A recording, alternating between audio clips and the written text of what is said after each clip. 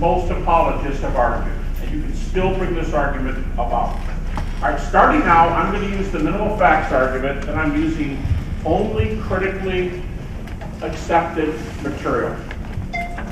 I'm not going to start with Mark at about 70 AD. I'm going to go to an earlier source. Virtually every New Testament critic today, I don't care how conservative he is, I don't care how liberal he is, I don't care how much he believes. Virtually every critic today will tell you the best New Testament witness is Paul. Paul's the critic's darling. Why is that? Well, here's the way the critic's going to say it. We don't know who wrote the 4 Gospels. Now, some of you, that gives you something to work on. Get your master's degree, work on your PhD, work on the authorship. The Gospels are starting to come back as good sources. Now, hold on to the story behind that. But most critics will say, they're anonymous books, we don't know who the authors are, we do know who Paul is, and that's a huge head start. We also know that Paul is a scholar. He's a scholar. Anthony Flew in his atheist days, Anthony Flew said, there's no question that the Apostle Paul was a first-class philosophical mind. He said, just read the book of Romans. Watch how he carries out an argument. A first-class philosophical mind, the Apostle Paul. So we know who he is.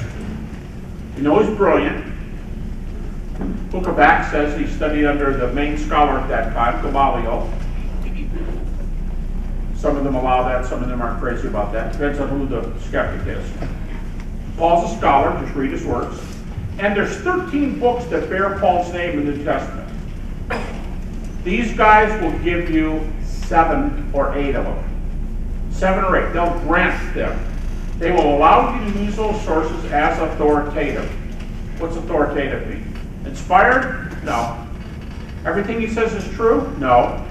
But everything he says is stated truthfully. And he's a good scholar. He's the only witness we have, a lot of critics say, the only witness we have of a resurrection appearance of Jesus. They'll tell you that. Michael Martin, atheist philosopher, the only eyewitness of a resurrection appearance whose testimony we have is the Apostle Paul. Also, he knew many of the other apostles, so he could get first-hand information from them. How good is that? He knew the others. So, Paul's the guy. Now, what books are they going to give you? What's 6 to 8? If you're writing sermons, I know it's a little different field than historicity and so on, but if you're writing a sermon, they're going to give you the books you will almost always ask for. They're going to give you the major ones. You may use the following in your research. Romans, 1st and 2nd Corinthians, Galatians, Philippians, 1 Thessalonians, Philemon. Sometimes they throw Colossians in. And they're going to give you those books. Once again, Romans, 1st and 2nd Corinthians, Galatians, the first 4 Pauline books in the New Testament. Skip Ephesians, Philippians, 1 Thessalonians, and Philippians, and Philemon. Now, you have this age-old question when the church is going liberal or your friend's kind of slipping. You can either say, no, I'm not going to talk to you unless you give me all 13 of Paul's epistles. Or you can say, you're going to give me 6, 7, 8? You will? Oh, well, I'll take those and run. And that's the way the minimal facts argument argues. It says, I'm going to take the critic's data. Now, it's more than just saying I'm going to take these 6, 7 books of Paul and use them. I'm going to use individual data that I won't be able to explain tonight except to say it's each of these facts is viewed as a fact because it can be established according to the critics. It can be established by their historiography, their historical method, which is a little different than ours. They're going to come up with a list of facts. And you can find them on my website, by the way, GaryHabermas.com. So, I'm going to use Paul's epistles and some of these facts. In fact, I'm going to basically use nothing except from 2 chapters of these accredited books of Paul. I'm going to use only 1 Corinthians chapter 15. And the end of Galatians 1, beginning of Galatians 2, which there are no chapter divisions in these original books, so that's one text. End of Galatians 1, beginning of Galatians 2, that text, 1 Corinthians 15, mostly just the first few verses. All right, now Paul says in verse 3, let's go back there. Paul says, I gave you what I was given.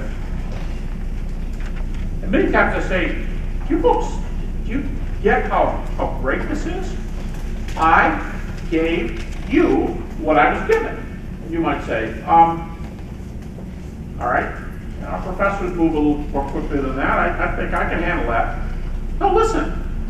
I gave you what I was given. All right. Okay. Someone taught Paul, and he's teaching us. But what he's telling you is something about his historiography. It's sort of like Luke 1, 1-4, where Luke says, I've been reading the eyewitnesses, I acknowledge these things from the beginning, and I'm telling you the truth about Jesus. And that's sort of like what Paul's doing. Paul says, I'm getting this from the horse's mouth, so to speak. I'm going to the people in charge. How do you know? Well, that's what we're going to work out right here. So when does Paul say this? 1 Corinthians 15. Everybody dates 1 Corinthians 15 in the mid-50s AD. Let's just say 55. Someone might say, well, I'll give you 53. Somebody else might say 57. But 55 is a nice average. Paul had authorship. Now, verses 1 and 2, Paul said, when I came to Corinth, this is the gospel I gave you. We already mentioned that. When I came to Corinth, you're already only 25 years from ground zero, right here. 30, 55. 25 years. He said, this is the same message that I gave you when I went to Corinth. When did you come to Corinth?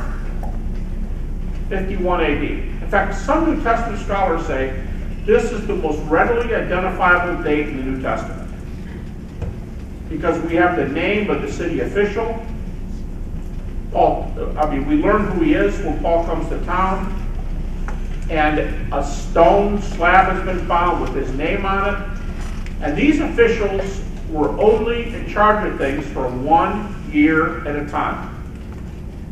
And this guy was there 51 to 52 AD. Paul could have been there as late as 52, as early as 51, but that's when he preached this message. We're now 21 and a half years in ground zero. The most exciting thing is to ask this question. Paul said, I gave you what I received. I gave you what I was given. Where and from whom did Paul receive this material? Now, I dragged this out. There's a lengthy argument here, but let me just give you the critics' conclusion. This is not an evangelical's bias, but it was critics who came up with this argument. Critics believe that Paul received this material about +5, or 35 AD. You see, well, I think Jesus died in 33 AD. Great. 38 AD. You see, the +5 stays the same. About 5 years after the cross, Paul got this material. Oh, come on. How can you be that specific? Because remember, Paul is authoritative.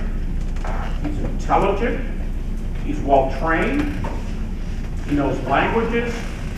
He's honest. He's the only person we know, if you want to be strict with critics, who's an eyewitness to the resurrection appearance of Jesus. And he does the math for you.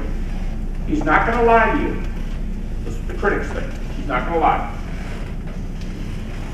Here's the cross. When did Paul come to the Lord? When did the trip to Damascus take place? Another way to ask that. How many years is Acts 9 after Acts 1? And most critics think that Paul was converted about +2, maybe +3 after the cross. If you say +2, then in Galatians chapter 1, he says, I didn't go running up to Jerusalem right away to see those who were apostles before me. I waited for 3 years. And then after 3 years, I went to Jerusalem. Okay, y'all with me? Conversion, plus 3. He's in Jerusalem at plus 5. You say, well, he was converted 3 years later. That's great. 3 years later, and 3 to Jerusalem. Now we're all the way up to 6 years after.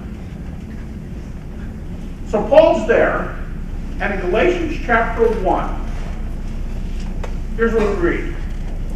Paul said, I didn't do anything for 3 years. I went out and preached, and I didn't go to Jerusalem. But then I did. And I came to Jerusalem, and I spent 15 days with Peter and James, the brother of the Lord. 15 days. Recently,